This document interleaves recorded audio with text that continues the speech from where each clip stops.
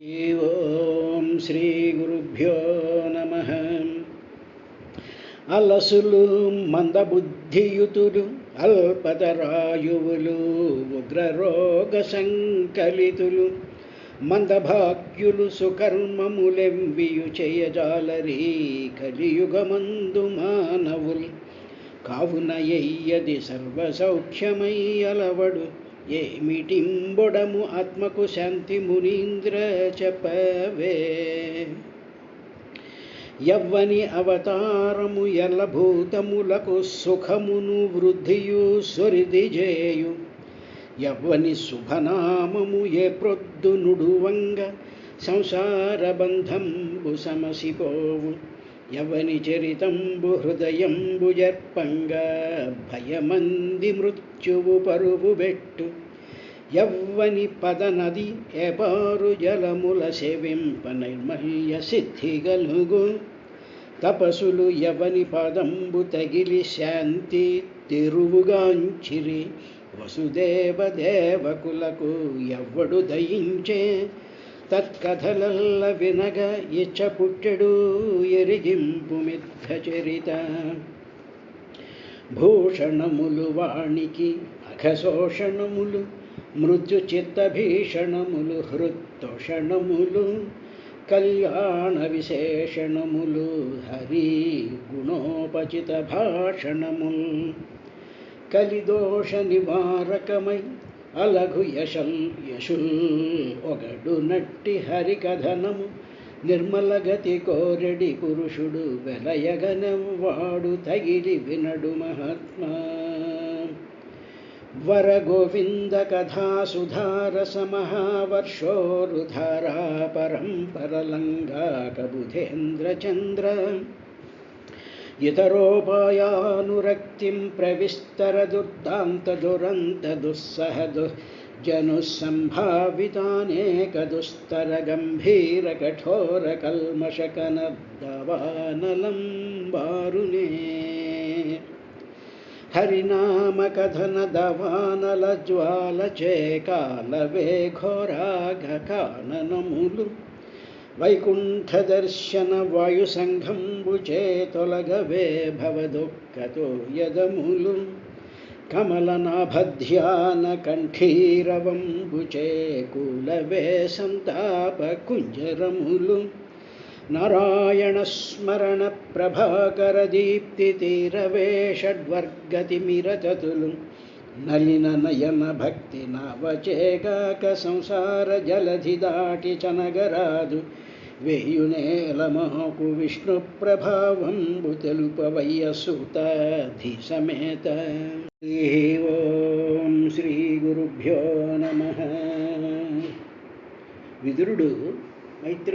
విదురుడికి మైత్రేయ మహర్షి కపిల మహర్షి తల్లి అయినటువంటి దేవహూతికి ఆ సాంఖ్యయోగంలో ఉండేటువంటి రకరకాలైనటువంటి ఇంపార్టెంట్గా ఉండేటువంటి విషయాలను ఆవిడ వేసినటువంటి ప్రశ్నలకు సమాధానంగా ఆయన చెప్తూ ఉండేటువంటి విశేషాలను మనం చూస్తూ ఉన్నాం. తృతీయ స్కంధం 29వ అధ్యాయంలో 23, 24, 25 శ్లోకాల్లో మనం జాగ్రత్తగా వెనక్కి వెళ్ళి చూసుకున్నట్లయితే సకల ప్రాణుల్లోనూ కూడా ఆత్మరూపంగా ఉండి జ్ఞానస్వరూపంగా ఉండి నేను అనేటువంటి భావంతో ఉండేటువంటి సర్వవ్యాపకమైనటువంటి హరిని అన్నిట్లోనూ కూడా చూడాలి, భేద దృష్టి ఉండకూడదు అని చెప్పి ఈ విధంగా నీ మనసుని ట్రైన్ చేస్తూ ఉండి నా యొక్క అర్చనలు చేయాలి, పూజలు చేయాలి, వేదవిహితమైనటువంటి కార్యక్రమాలు చేయాలి, స్వధర్మాన్ని అనుష్ఠించాలి అని చెప్పి ఏవి కూడా మానకూడదు. మానకుండా ఎవ్వరిని కూడా ద్వేషించకుండా ఉండాలి. ఎందుకు ద్వేషించకుండా ఉండాలంటే నువ్వు ద్వేషించేటువంటి ఎదురు పదార్థాల్లో కానీ మనుషుల్లో కానీ జీవుల్లో కానీ నేనే ఉన్నాను. నేనే ఉండి వాళ్ళ యొక్క రూపాల కింద, వాళ్ళ యొక్క కర్మల కింద, వాళ్ళ యొక్క దీని కింద నేను ప్రొజెక్ట్ అవుతూ ఉన్నాను. అది నా యొక్క లీలది.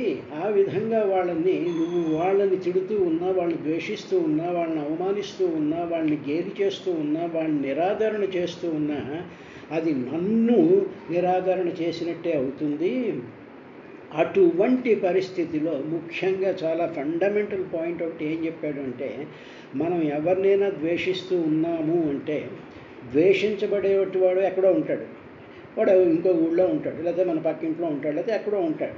మనం కూర్చుని మనం ఎవరైనా వచ్చే వాళ్ళతో కూర్చుని మనం వాళ్ళని గురించి తిట్టుకుంటూ వాళ్ళ గురించి మాట్లాడుకుంటూ వాళ్ళని ఇది చేసుకుంటూ ఉండేటువంటి సందర్భంలో ఆ ద్వేషంలో ఉండేటువంటి ఆ మాటల యొక్క ప్రభావం వల్ల మనకు మనశ్శాంతి అనేటువంటిది మనకు ఉండదు. అది వాడు దూరంగా ఉన్నాడు కాబట్టి వాడికి అసలు సంబంధమే లేదు. అదే విషయాన్ని చెప్తూ భూతేషు బద్ధవైరస్య న మనశ్శాంతి మృచ్చతి, మానికి మనశ్శాంతి లభించదు అని చెప్పి ఇక్కడ ఆధ్యాత్మికంగా ఉండేటువంటి లెవెల్లో నుంచి మనస్సుకి కలిగేటువంటి ఇంపాక్ట్, మనస్సుకి కలిగేటువంటి ఆ దోషం ఆయన ఇక్కడ చెప్పాడు. చెప్పిన తరువాత ఇంకా ఏమన్నాడంటే, చాలామంది చాలా గొప్పగా రకరకాలైనటువంటి పద్ధతులతో నన్ను పూజిస్తూ ఉంటారు. బాగా డబ్బు ఉన్నటువంటి వాళ్ళైతే చాలా ఆడంబరంగా చేస్తూ ఉంటారు, లేని వాళ్ళైతే ఏదో మామూలుగా చేస్తూ ఉంటారు.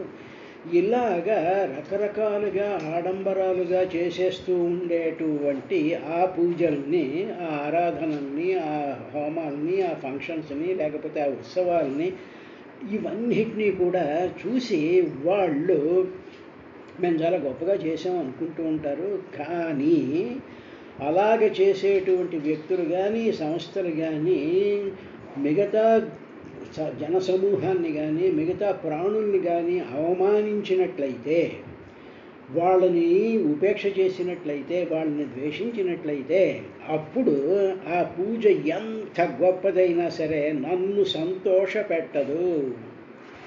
అంటే ఏమిటి? నీకు ఒక సోషల్ రెస్పాన్సిబిలిటీ ఒకటి భాగవతం చెప్తుంది. నువ్వు you have to correct your self, you have to become pure in your mind and heart.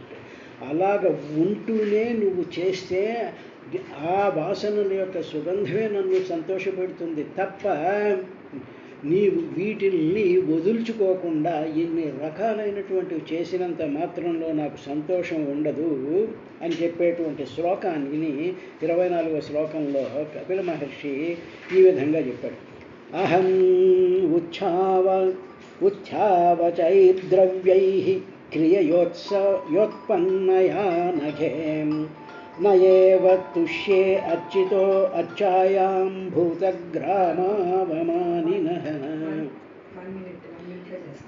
అనఘే, ఓ పుణ్యాత్మురాల, ఉచ్చావచైః అంటే అనేక ప్రకారాలైనటువంటి విధాన ద్రవ్యైః, ఉచ్చావహైవచైః ద్రవ్యైః అనేక రకాలైనటువంటి ద్రవ్యాలతో, పదార్థాలతో ఉత్పన్నయా అంటే అవన్నీ సంపాదిస్తారు. రకరకాలైనటువంటి ద్రవ్యాలను సంపాదిస్తారు. సంపాదించి వాటిని చోట క్రియాయా, మళ్ళీ చేసే పనులన్నీ కూడా వేద విధానంగానే చేస్తుంటారు. ఇక్కడ క్రియాయ అంటే వేద విధానంగా చేయడం. ఆగమశాస్త్రంలో ఏ విధంగా అయితే చెప్పబడిందో, వేదంలో విహితమించబడినటువంటి విధానం ఏదైతే ఉందో ఆ విధంగా క్రియాయ చేస్తూ ఉంటారమ్మా. వాళ్ళు ఏం చేస్తూ ఉంటారంటే ఉచ్చావచైః ద్రవ్యైః ఉత్పన్నాయ, వాటిని అన్ని రకాలైనట్టు సంభారాలు కూడా చేస్తూ ఉంటారు. చేస్తూ ఏం చేస్తూ ఉంటారంటే అర్చాయా, నన్ను అర్చిస్తూ ఉంటారు. నా మూర్తికి అలంకారాలు చేస్తారు, అభిషేకాలు చేస్తారు, రకరకాలైనటువంటి ఆభరణాలు తొలుగుతూ ఉంటారు, రకరకాలైనటువంటి నైవేద్యాలు పెడుతూ ఉంటారు. ఒకటి కాదు, ఎన్నో రకాలైనటువంటివి చేసేస్తూ ఉంటారమ్మా. అర్చిత, అలాగ పూజింపబడినటువంటి నేను భూతగ్రామ అవమానినః. భూతగ్రామములు అంటే ప్రాణులు అన్నమాట.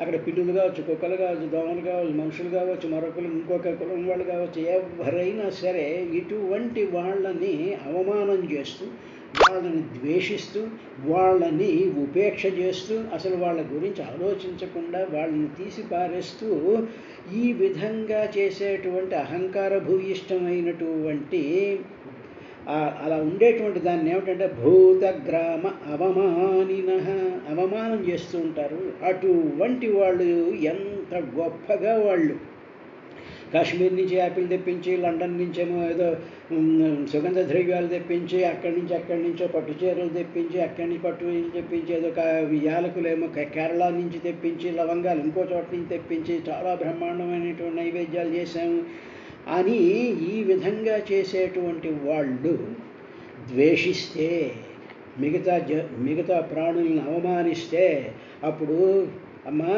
నేను నయేవ తుష్యే అర్చితో అర్చాయాం నయేవ తుష్యతే, నేను ఏ మాత్రం కూడా సంతోషపడ్డా, పైగా ఐ హేట్ దేస్ ఫెలోస్ అన్నట్టుగా అని చెప్పాడు. నా ఏవ తుష్యతే అర్చితో అర్చాయం, నువ్వు ఎంత గొప్పగా అర్చన చేసుకో, నాకేం సంబంధం లేదు, కానీ you have the responsibility of becoming yourself pure, becoming yourself filled with love and affection to other ప్రాణులు, అదర్ జీవులు, అదర్ మనుషులు, వీటితో ఉండాలి. ఇలా కాకుండా చాలా గొప్పగా చేసేటండి వాళ్ళ ఇంట్లోనండి, చేశారు వ్రతం, అబ్బా అలంకరణ ఏమిటండి, అదేమిటండి, ఇదేమిటండి అని చెప్తూ ఉంటారు. కానీ వాళ్ళ యొక్క బుద్ధులు కానీ మారకపోయినట్లయితే నేను అసలు అక్కడే ఉండను అన్నట్టుగా చెప్పాడు. దీనినే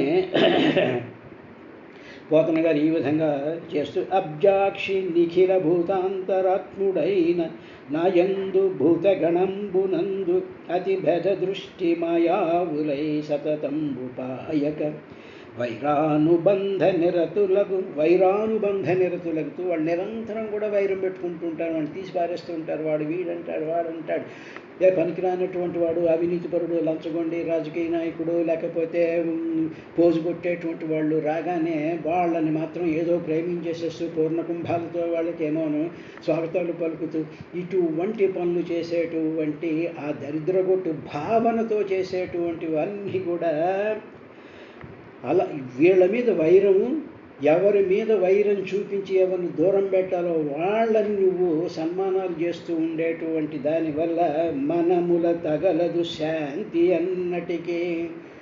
అటువంటి వాళ్ళకి, ద్వేషించేటువంటి వాళ్ళకి మనసులో ఎప్పుడు శాంతి ఉండదమ్మా.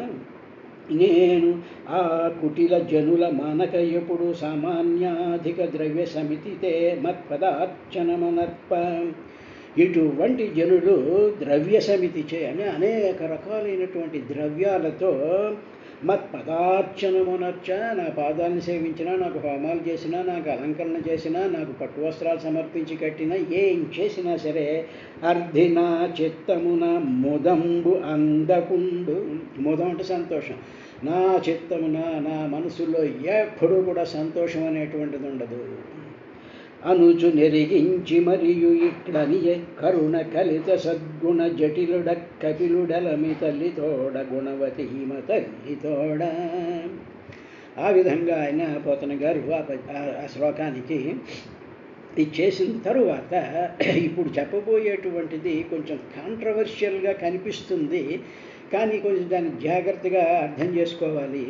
ఈ రాబోయే 25-26 శ్లోకాలకి ఎందుకో పోతన గారు వాటిని అనువాదం చేయలేదు. సరే, దాని సంగతి చూద్దాం. 25వ శ్లోకంలో అర్చాదావచ్చయేత్తావదీశ్వరం మాం స్వకర్మకృత్ యావన్నవేది స్వహృది సర్వభూతేష్వస్థితం. అమ్మా, మానవుడు ఉన్నాడు, వాడు ఏం చేస్తూ ఉంటాడంటే తన కర్తవ్యం చేస్తూ ఉంటాడు, తన స్వధర్మాన్ని ఆచరిస్తూ ఉంటాడు. తర్వాత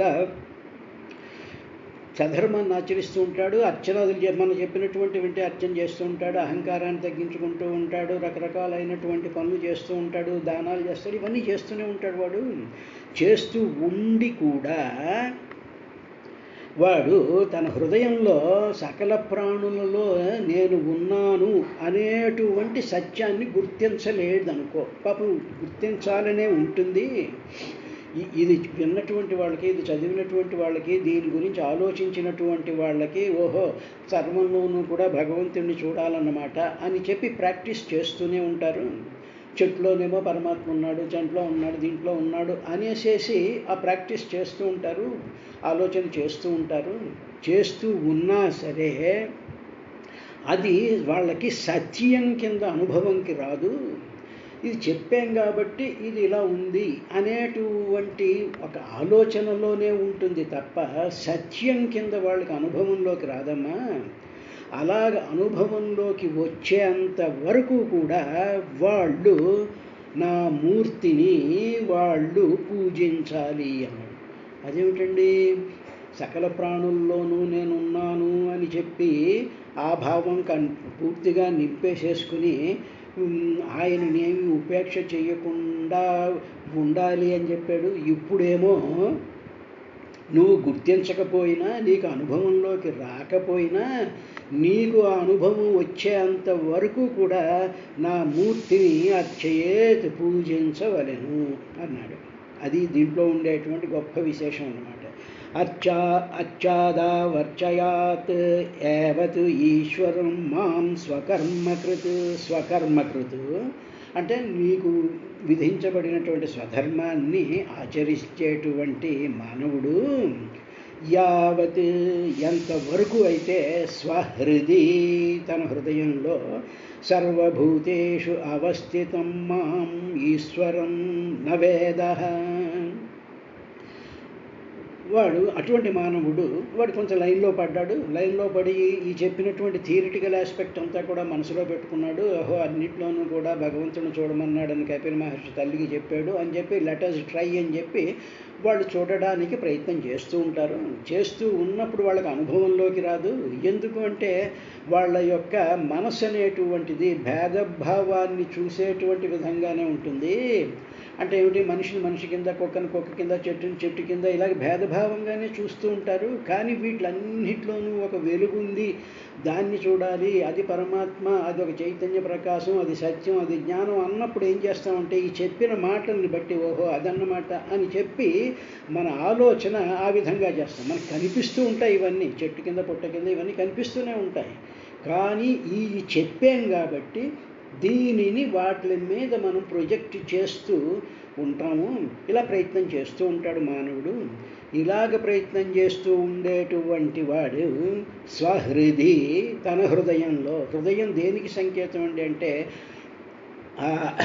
అనుభవానికి హృదయం సంకేతం, మనస్సు కాదు. మనసులో ఆలోచన చేస్తూనే ఉన్నాం, వీటిలన్నింటిలోనూ ఉన్నాడండి, బాగానే చెప్పారండి, అవును కరెక్టేనండి, ఒకసారి ఇలా చూద్దాం, ఎదురుగా చెట్టు ఉంది, అందులో నారాయణుడు ఉన్నాడు, ఏదో కుక్క ఉంది, అందులో ఏదో కాలభైరవుడు మహాస్వరంతో వెతుకుతూ ఉన్నాడండి అని మనం మనసులో ఆలోచన చేస్తూ ఉన్నాం. కానీ స్వహృది దానిని అనుభవంగా తీసుకోలేకపోతున్నాము. సర్వభూతేషు అవస్థితం ఈశ్వరం మాం నవేద తెలియడో, అంటే అనుభవం కింద దాన్ని మార్చుకోలేడో, ఆ మార్చుకునే అంతసేపు కూడా తావత్ ఆదౌ అర్చయేత్, ఆ అనుభవం వచ్చేంత వరకు కూడా ఆదౌ అంటే అన్నిట్లో, అంటే మూర్తిని ఆరాధించడం, ఫోటోలను ఆరాధించడం, ఏదో లింగానికి అభిషేకం చేస్తూ ఉండడం, తర్వాత తీర్థయాత్రలు చేస్తూ ఉండడం, ఇవన్నీ కూడా చేస్తూ ఉండాలమ్మా. నీకు అన్నిట్లోనూ కూడా నన్ను చూడలేనటువంటి పరిస్థితి నీకు ఉన్నా, అది అనుభవం కింద మారకపోయినా నువ్వు ఆలోచన మొదలుపెట్టావుగా, నేను చెప్పానుగా ఇలా ఉండాలి, అన్నిట్లోనూ ఆయన్ని చూడాలి అని చెప్పాను. కాబట్టి అలాగ చెప్తూ ఉండేటువంటి సందర్భంలో నీకు నవేద తెలియకపోయినా సరే నా యొక్క అర్చనని మార్చకూడదు, అర్చనని చేస్తూనే ఉండాలి అని చెప్పిన తర్వాత ఇంకోటి కూడా చెప్పాడు. మనలో ఉండేటువంటి బలహీనతను కూడా 26వ శ్లోకంలో ఈ విధంగా చెప్పాడు. ఆత్మనశ్చ పరస్యాపి యః కరోత్యంతరోదరం తస్య భిన్నదృశో మృత్యుర్విధదే భయముల్బణం. అమ్మ, మానవులందరికీ కూడా మృత్యు భయం ఉంటుంది కదా. నీకు కారణం చెప్తాను, అసలు ఆ మృత్యు భయం ఉండడానికి ఏమిటో నీకు కారణం చెప్తాను అని చెప్పి ఒక అద్భుతమైనటువంటి పరిశోధనకు, అంటే ఎవరైనా రీసెర్చ్ చేయాలి అనుకునేటువంటి వాళ్ళ సైకాలజిస్టులు కానీ, సైకో అనలిస్టులు కానీ, సైంటిస్టులు కానీ రీసెర్చ్ చేయడానికి కావలసినటువంటి ఒకనొక సమస్య, ఆ సమస్యకు సొల్యూషన్ కూడా ఈ శ్లోకంలో చెప్పినట్టుగా అనిపిస్తూ ఉంటుంది.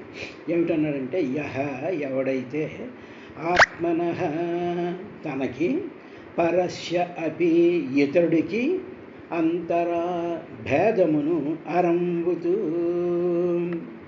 అంటే చాలా చిన్న భేదాన్ని కూడా కరోతి చేయును చేస్తూ ఉంటాడో. తర్వాత భిన్న దృశ భేదాన్నే దర్శించేటువంటి తస్య అలాగ భేదభావంగా చూసేటువంటి వాడికి మృత్యు నేను మృత్యుస్వరూపుడి కింద ఉల్బణం తీవ్రంగా భయం విదధే విదధే అంటే కల్పిస్తాను, నేను భయం కల్పిస్తాను అన్నాడు.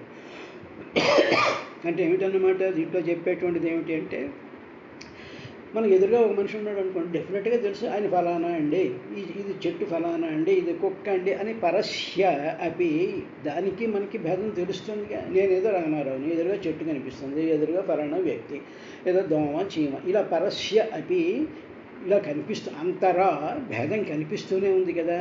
ఆ భేదం పోగడానికి అని చెప్పి ఏం చెప్పారు, నువ్వు సాధన చేయాలయ్యా. అన్నిట్లోనూ కూడా దివ్యమైనటువంటి తేజస్సు ఉన్నది, అది కళ్ళు మూసుకొని అది నారాయణ స్వరూపమైనటువంటిది. ఆ నారాయణుడు అనేటువంటి వాడు చెట్టు కింద కనిపిస్తున్నాడు, దోమ కింద కనిపిస్తున్నాడు, చంద్రుడి కింద కనిపిస్తున్నాడు, ఆకాశం కింద కనిపిస్తున్నాడు అని చెప్పి మనం ఈ విధమైనటువంటి ప్రాక్టీస్ని మనం చేయగా చేయగా చేయగా అమ్మా ఏమవుతుంది అంటే కొంతకాలానికి ఇంకా మనకి ఆ భేద దృష్టి ఉంటూనే ఉంటుంది. ఎందుకంటే ఇంద్రియాలు ఉన్నాయి, మనసుతో ఉన్నాంగా, శరీరంతో ఉన్నాంగా, దీని యొక్క ధర్మాలు అవన్నీ భేదంగా చూడనేటువంటిది మనసు యొక్క ధర్మం. కాబట్టి అంతరా ఆ భేదము అరంతతు ఇలాగ మనం చేస్తూ చేస్తూ చేస్తూ ప్రాక్టీస్ చేయగా చేయగా చేయగా ఏమవుతుందంటే అప్పుడు ఈ భేద దృష్టి అల్పం అవుతుందమ్మా. భేదంగా చూసేటువంటి దృష్టి నెమ్మది నెమ్మదిగా తగ్గి భేదభావం తగ్గుతూ ఉంటుంది, అల్పమైపోతూ ఉంటుంది, సన్నబడుతూ ఉంటుంది. అలాగా భిన్న దృశ భేదాన్ని దర్శించేటువంటి ఈ జీవుడున్నాడే, ఈ శరీరంలో ఉండి నేను శరీరం అనుకుంటూ అన్నిటినీ భేదభావంగా చూస్తూ ఒక పక్కన నేను చెప్పినటువంటి ప్రాక్టీస్ని అంతటినీ కూడా చేస్తూ చేస్తూ చేస్తూ నా పూజలు, నా అర్చనలు, నా ఇవి చేస్తూ మనసుని పరిశుద్ధపరుచుకుంటూ ఒక పక్కన ప్రయత్నం చేస్తూ ఉండేటువంటి వాడికి ఇంకా కూడా అల్పమైనటువంటి అరంభుతి అంటే చాలా అల్పంగా ఉండేటువంటి భేద దృష్టి ఉంటుందమ్మా. ఆ భేద దృష్టి ఉన్నంత వరకు కూడా మృత్యు ఉల్బణం భయం విధదే ఆ భేద దృష్టి ఉన్నంత వరకు కూడా నేను మృత్యువు యొక్క భయాన్ని వాడికి కల్పిస్తాను. అంటే ఇప్పుడు ఏమిటనమాట, మనకి జీవులకు మృత్యు భయం లేకుండా ఉండాలి అంటే ఓ సొల్యూషన్ చెప్పేసింది భాగవతంలో కపిల మహర్షి. దేనిని కూడా భేదభావం కింద చూడక అన్నీ నీలోనే చూడు, అన్నిట్లోనూ నిన్నే చూసుకో. అన్నిట్లోనూ భేదభావం లేకుండా, ద్వేషం లేకుండా, అసూయ లేకుండా, ఏమీ లేకుండా ఉండాలి అంటే నువ్వు చేయవలసినటువంటి పని ఏమిటంటే ఎదురుగా ఉండేటువంటి వ్యక్తులలో కానీ, వస్తువుల్లో కానీ, అన్ని ఎందుకు మన శరీరంలోనే కానీ, మన శరీరంలోనే ఆ పరమాత్మ వెలుగు రూపంలో ఉన్నాడు, జ్ఞాన రూపంలో ఉన్నాడు, ఆ ఒక అద్భుతమైనటువంటి శక్తి రూపంలో ఉన్నాడు, ప్రాణ రూపంలో ఉన్నాడు అని చెప్పి మన గుండెని, ఊపిరితిత్తుల్ని, నా రక్తనాళాలని, ఎముకల్ని చూడకుండా, నువ్వు చూడకూడదు అనుకున్నా కనిపిస్తూనే ఉంటాయి అనుకోండి, అలా చూడకుండా వాటిని కనిపిస్తే కనిపించనివ్వండి. కానీ ఈ విధమైనటువంటి భావాన్ని నువ్వు మనసులో అలాగ నిరంతరము పెట్టుకున్నప్పుడు అప్పుడు నీకేమవుతుందంటే మృత్యు భయం నీకు ఉండదు. అంటే ఏమిటి చెప్తున్నాడంటే దీన్నే మామూలుగా ఏదైనా ఉందనుకోండి, మామూలుగా ఏమిటంటారు సైకాలజిస్టులు వీళ్ళు ఏమిటంటే పాజిటివ్ యాటిట్యూడ్ ఉండాలండి. ఏమైపోయింది, ప్రిపేర్ ఫర్ ది వర్స్ట్ అని చెప్తూ ఉంటారు. ఇక్కడ చెప్తున్నటువంటి it is not prepare for the worst, it is prepare your self for attaining the absolute truth. జ్ఞానం అటైన్ చేయడానికి ఒక విధమైనటువంటి బలాన్ని, ఒక విధమైనటువంటి తేజస్సుని, ఒక విధమైనటువంటి అమరత్వాన్ని అటైన్ చెయ్యడానికి ఈ విధంగా చూస్తే అప్పుడు మృత్యుభయం అనేటువంటిది ఉండదమ్మా. ఇలాగ భేదభావంతో చూస్తూ ఉన్నాము అంటే మృత్యుభయం వచ్చేస్తుంది. ఉదాహరణకి ఏదో గుండెలో ఏవో ఉన్నాయండి అంటారు, వెంటనే మృత్యుభయం వస్తుంది. ఏదో ఊపిరితిత్తుల్లో ఉన్నాయంటే మృత్యుభయం వస్తుంది. అంటే ఊపిరితిత్తులు వేరు, నువ్వు వేరు, అలా వేరువేరుగా చూసేస్తున్నావు. ఎప్పుడైతే నువ్వు వేరువేరుగా చూస్తూ ఉంటావో మృత్యుభయం రెడీగా వచ్చి నీ మీద పడిపోతూ ఉంటుంది. కాబట్టి మృత్యుభయం ఎప్పుడైతే వచ్చిందో నీ మనశ్శాంతి పోతుంది, అప్పుడు నీ కర్తవ్యాలన్నీ డౌన్ అయిపోతూ ఉంటాయి. కాబట్టి to avoid this sort of things, నా హృదయంలో నా గుండెలో ఉండేటువంటి లబడబ శబ్దము, ఆ చేసేటువంటి పని అంతా కూడా లోపల శ్రీకృష్ణ పరమాత్మ మఠం వేసి కూర్చుని ఆయనే గుండె రూపంలోకి మారి, ఆయనే గుండె కింద మారి, ఆయనే రక్తం కింద మారి, ఆయనే రక్తనాళాల కింద మారి ఈ విధంగా చేస్తున్నాడు అనేటువంటి భావాన్ని, ఒక తేజస్సుని, ఒక వెలుగుని, ఒక కాన్షియస్నెస్ని, ఒక చైతన్య ప్రకాశాన్ని లోపల పెట్టుకుని ఆ చైతన్యమే, ఆ కరెంటే, ఆ ఇదే గుండెను నడిపిస్తోంది అని చెప్పి, అదే విధంగా ఇంకా భేదాన్ని చూడకుండా ఉంటే మృత్యు భయం అనేటువంటిది ఉండదు అని ఆయన చెప్పాడు. ఇలా చెప్పా అమ్మా, ఇదే ఉండేటువంటి రహస్యం అని చెప్పి, ఆత్మనశ్చ పరస్యాపి యః కరోత్యంతరోదరం తస్య భిన్న దృశో మృత్యుర్విధదే భయముల్బణం. భయం కల్పించేస్తానమ్మా, ఇలా భేదభావం ఉందంటే భయం వచ్చేస్తుంది.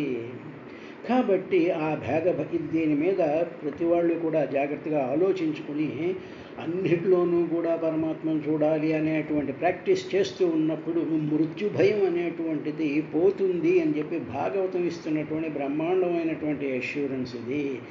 ఈ లైన్లో కానీ డాక్టర్లు కానీ పరిశోధకులు కానీ చేస్తే మంచి అద్భుతమైనటువంటి ఫలితాలు వస్తాయి అనిపిస్తుంది. రేపటి కార్యక్రమంలో ఆయన ఇంకేం చెప్పాడు అనేటువంటి విశేషాన్ని చూద్దాం.